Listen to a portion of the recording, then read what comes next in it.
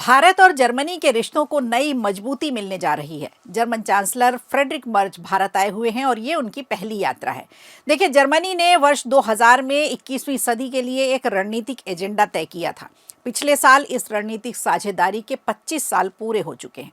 मौजूदा हालात में ये यात्रा और बातचीत दोनों देशों के रिश्तों को नई उड़ान देने वाला है। तो वर्तमान वैश्विक हालात जिस तरह से अभी चल रहे हैं, उस बीच जर्मन चांसलर की भारत यात्रा का क्या है मतलब?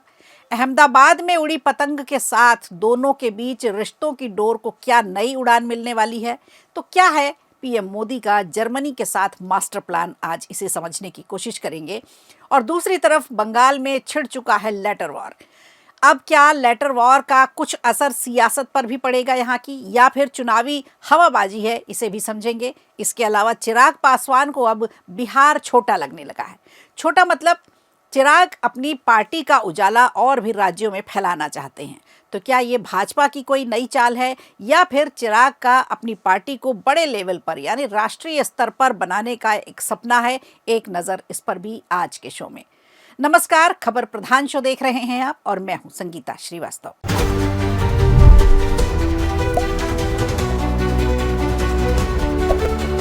जर्मनी के नए चांसलर फ्रेडरिक मर्ज 2 दिवसीय भारत यात्रा पर हैं। चांसलर बनने के बाद ये उनकी एशिया की पहली यात्रा है और संयोग देखिए, ये दौरा ऐसे वक्त में हो रहा है जब दुनिया की 2 सबसे बड़ी ताकतें अमेरिका और रूस खुद भू राजनीतिक और आर्थिक दबावों से गुजर रहे हैं। ऐसे में सवाल उठता है कि क्या भारत अब जर्मनी का नया रणनीतिक साथी बनने जा रहा है? और नई दिल्ली में प्रधानमंत्री नरेंद्र मोदी और फ्रेडरिक मर्ज की मौजूदगी में दोनों देशों ने कई एमयू साइन किए हैं। अब इन समझौतों ने भारत जर्मनी रणनीतिक साझेदारी को एक नई ऊर्जा दे दी है, एक नया जोश और उत्साह दिया है। दरअसल संयुक्त प्रेस कॉन्फ्रेंस में प्रधानमंत्री नरेंद्र मोदी ने बड़ी बात कही। पीएम मोदी ने कहा कि भारत और जर्मनी के बीच द्विपक्षीय व्यापार 50 अरब डॉलर के पार पहुंच गया है, जो अब तक का सबसे ऊंचा स्तर है। इस दौरे की खास बात यह भी रही कि मर्ज अपने साथ एक बड़ा जर्मन व्यापारिक प्रतिनिधि मंडल भी लेकर आए हैं, जिसमें कई दिग्गज कंपनियों के टॉप मोस्ट अधिकारी शामिल हैं। अब सवाल यह है कि जर्मनी को भारत की इतनी ज़रूरत क्यों पड़ रही है? दरअसल जर्मनी लंबे समय से चीन पर निर्भर रहा, लेकिन अब तस्वीर पूरी तरह से बदल चुकी है। चीन में जर्मन कंपनियों की बिक्री घट रही है। सेमीकंडक्टर और रेयर अर्थ एलिमेंट्स पर चीन की पाबंदियों ने जर्मनी की चिंता बढ़ा दी है। इसका घाटा भी हुआ और बर्लिन बीजिंग रिश्तों में भी तल्खी आ चुकी है। ऐसे में जर्मनी को चाहिए एक नया भरोसेमंद पार्टनर, और यही खाली जगह जर्मनी की अब भारत भर रहा है। पीएम मोदी ने अपनी प्रेस कॉन्फ्रेंस में यह भी बताया कि भारत में 2000 से ज़्यादा जर्मन कंपनियां पहले से ही मौजूद हैं।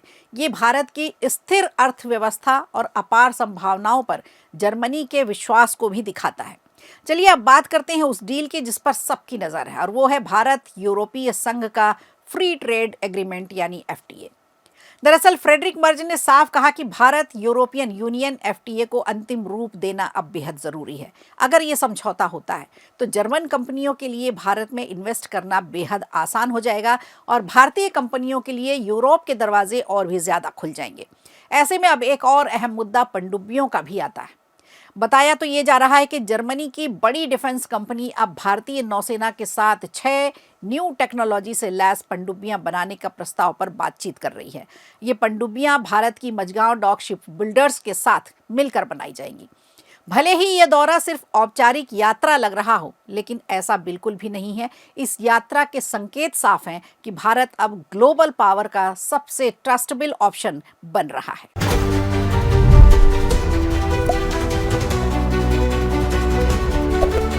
और चलिए अब बात करते हैं लोक जनशक्ति पार्टी रामविलास के उस सियासी प्लान की, जो बिहार से निकलकर अब पूर्वोत्तर और बंगाल की तरफ पहुंच चुका है। दरअसल लोक जनशक्ति पार्टी को चिराग पासवान बिहार तक सीमित नहीं रखना चाहते। अब बिहार से इसे बाहर ले जाने की कवायद चल रही है। पार्टी के विस्तार की रणनीति के तहत उन्होंने पहली बार पश्चिम बंगाल और असम में चुनाव लड़ने का फैसला किया है। दरअसल पार्टी विस्तार का सपना चिराग पासवान का ही नहीं, चिराग पासवान के पिता और दिग्गज नेता रामविलास पासवान का भी रहा। झारखंड इसका उदाहरण है। झारखंड विधानसभा चुनाव 2024 में चिराग पासवान ने शुरुआत में ही 50 सीटों पर चुनाव लड़ने का ऐलान किया था और एक तरह से सियासी दबाव बनाया था। नतीजा ये हुआ कि बीजेपी को गठबंधन बचाने के लिए समझौता करना पड़ा चिराग की पार्टी से। लोजपा आर को एक सीट मिली और उस सीट पर पार्टी ने 100% स्ट्राइक रेट दिखाया। चतरा सीट से जनार्दन पासवान ने आरजेडी उम्मीदवार को 18,000 से ज्यादा वोटों से मात दी। इससे पहले नागालैंड विधानसभा चुनाव 2023 में भी चिराग पासवान की किस्मत चमकी थी। महज 16 सीटों पर चुनाव लड़कर पार्टी ने 2 सीटें जीती और 8.6% वोट के साथ स्टेट पार्टी का दर्जा भी हासिल कर लिया। हालांकि दिल्ली विधानसभा चुनाव 2025 में पार्टी को बड़ा झटका लगा। देवली सीट से लोजपा आर उम्मीदवार दीपक तंवर आम आदमी पार्टी से बुरी तरह से हार गए थे। अब सवाल यह है कि पश्चिम बंगाल और असम क्यों? यहाँ बिहारियों की बड़ी आबादी है। दलित राजनीति की जमीन भी यहाँ मजबूत है और चिराग पासवान को यही कुछ चाहिए। चिराग पासवान यहाँ से राष्ट्रीय पहचान बनाने का एक मौका देख रहे हैं, एक रास्ता बना रहे हैं। फिलहाल लोजपा आर को बिहार और नागालैंड को स्टेट पार्टी का दर्जा तो मिला हुआ है। अगर पश्चिम बंगाल या असम में भी पार्टी मजबूत प्रदर्शन करती है, कुछ सीटें हासिल करती है, तो राष्ट्रीय पार्टी बनने का रास्ता आसान हो जाएगा। अब दिलचस्प बात यह होगी, चिराग पासवान एनडीए के साथ मैदान में उतरते हैं या फिर अकेले ही अपनी सियासी ताकत आजमाते हैं।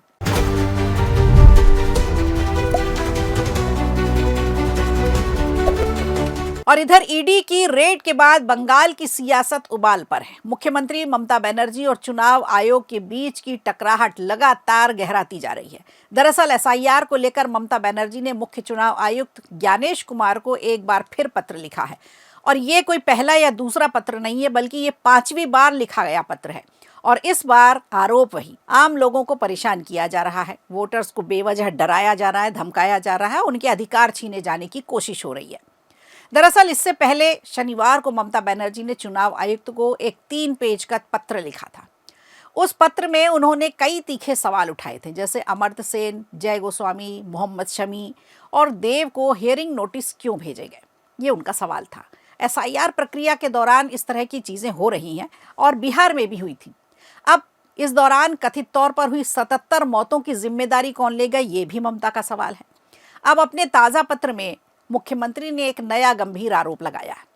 ममता बनर्जी का कहना है कि वोटर अपनी पात्रता साबित करने के लिए जरूरी दस्तावेज तो जमा कर ही रहे हैं, लेकिन ना तो उन्हें कोई रसीद दी जा रही है और ना ही उनके दस्तावेज सिस्टम से स्वीकार किए जा रहे हैं।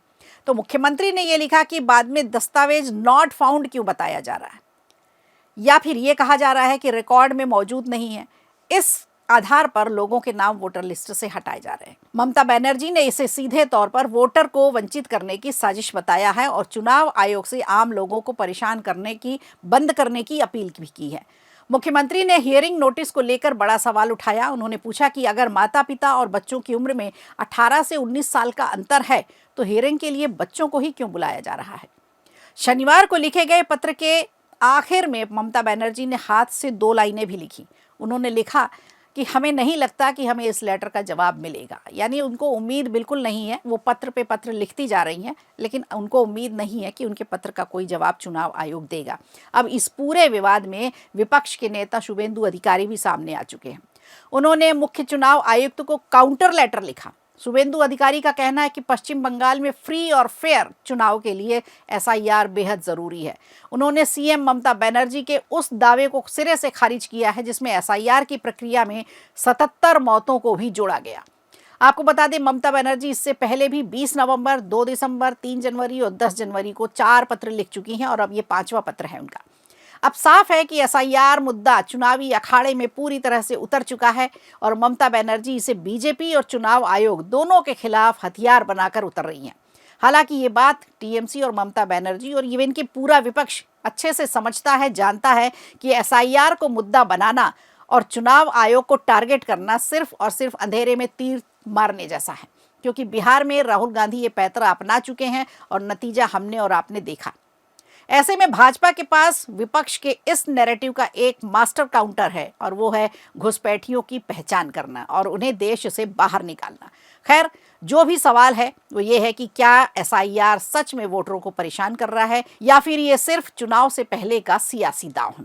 अब आप बताइएगा ये देख करके, हमारा वीडियो देखने के बाद, कि क्या ये वाकई में सियासी दांव है? क्या ममता बनर्जी जो पत्र लिख रही हैं चुनाव आयोग को, उसका कुछ असर मिलेगा? कमेंट करके ज़रूर बताइएगा। तो आज खबर प्रधान में इतना ही। दीजिए इजाज़त, नमस्कार। वीडियो अच्छा लगा हो तो लाइक कीजिए, शेयर कीजिए और कमेंट बॉक्स में हमें ज़रूर बताइए।